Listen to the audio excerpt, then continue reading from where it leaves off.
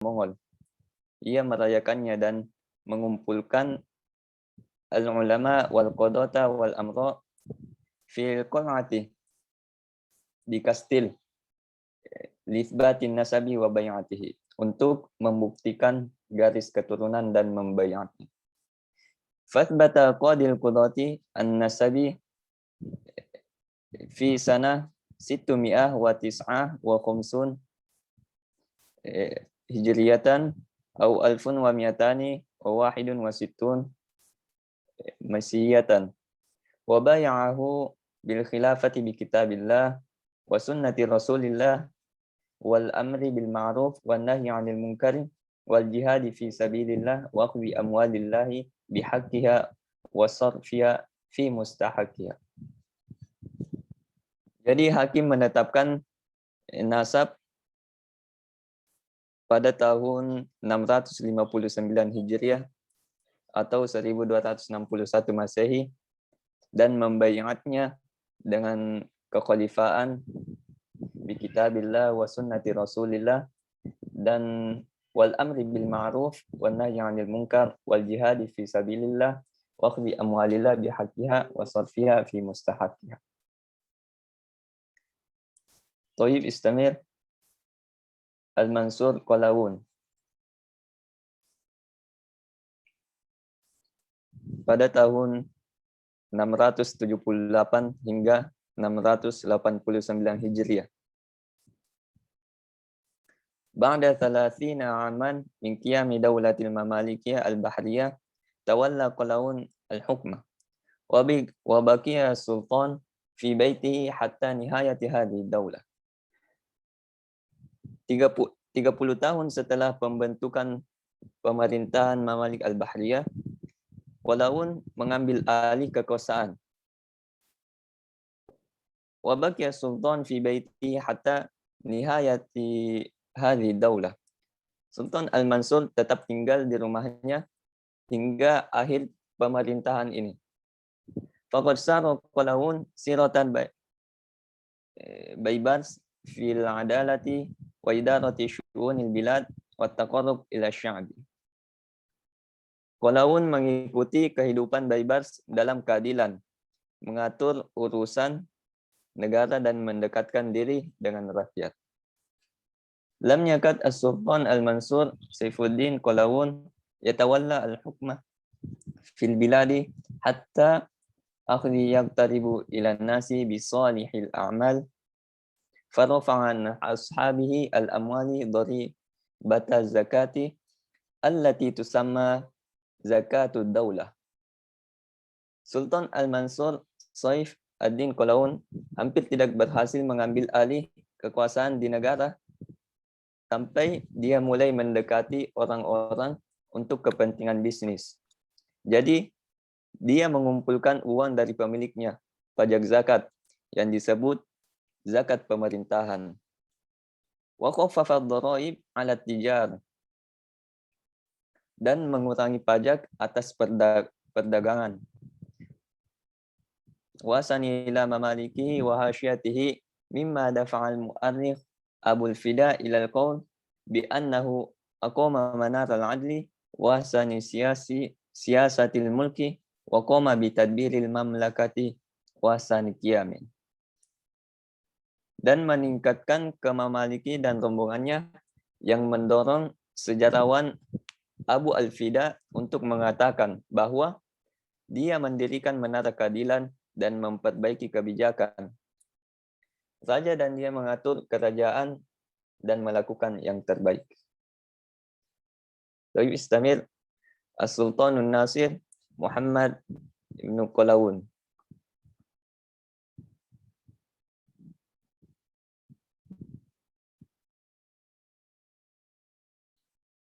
As-Sultanun Nasir Muhammad ibn Qalawun huwa al-ibnu al-thalith li Qalawun. Dia adalah putra ketiga Qalawun. Tawalla ba'da akhi Ashraf Khalil, yang mengambil alih setelah saudaranya Ashraf Khalil. Wa kana tiflan saghiran lam yatajawaz at-tasi'ah min umrihi. Ia adalah seorang anak kecil yang usianya tidak lebih dari 9 tahun. Indama tawalla sultan li awali marrah sana 693 atau alfun wa mi'atani wa thalatha wa tis'un masihiyatan. Ia adalah seorang anak kecil yang usianya tidak lebih dari 9 tahun ketika Sultan Nasir mengambil alih untuk pertama kalinya pada tahun 693 Hijriah atau 1293 Masehi. Wa kana min as-sa'bi 'ala dhalika at-tifli ay yatawalla idarata syu'uni tilka daulatil wasi'ah. Dan sulit bagi anak itu untuk mengatur urusan negara yang luas itu. Lila yumkinul qawl inna fatrata hukmihi khilala saltanatihi al-ula. Oleh karena itu, dapat dikatakan bahwa masa pemerintahannya pada masa pemerintahan pertama allati imtadat min sana yang diperpanjang dari tahun 693 Hijriah atau 1293 Masehi hatta sana hingga tahun 693 Hijriah atau 1294 Masehi kanat ismiyah. Wa anna saltanata al-Ghaliyah tarakkazat fi aidi majmu'ah min al-amra kana abrazuhum Zainuddin Katbugo,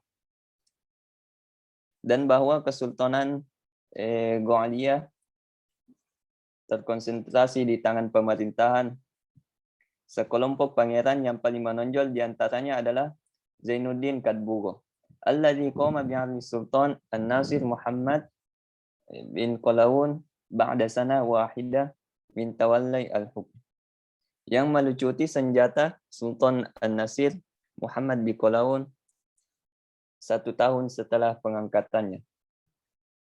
Wa'lana nafsuhu sultanan 'alal biladi, dan ia menyatakan dirinya berdaulat atas negara. Waqtara al-amir Husamuddin Lajin naiban lisultanati, dan Pangeran Husam ad-Din Lajin terpilih sebagai wakil sultan. Taib, yumkin hadha minni arji ila ra'isil jalsah. طيب والآن نأتي إلى المتكلم الثالث ذوالكفلي. ذوالكفلي، هل أنت موجود؟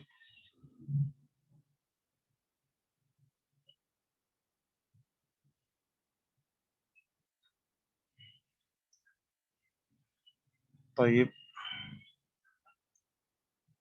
والآن نستمر إلى المتكلم الرابع وهو أنا نفسي. طيب والآن سوف أشرح لكم من قيم الدولة المماليك الثانية.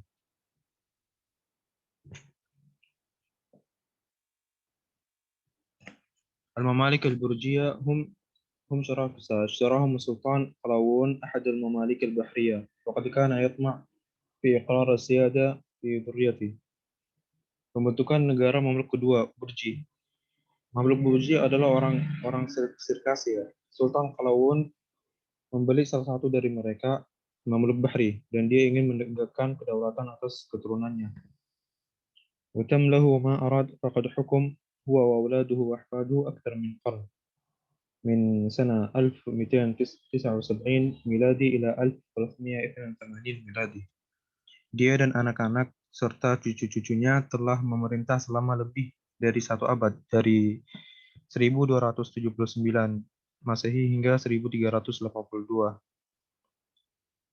ثم استولى أحفاد مماليكي البرجية على حكم سنة 1382 وظلوا يحكمون مصر حتى سنة 1517. Kemudian keturunan Mamluk Burji merebut kekuasaan pada tahun 1382 dan terus memerintah Mesir hingga 1517. وسمي هؤلاء بمماليك البرجية لأنهم كانوا يقيمون في أبراج القلعة.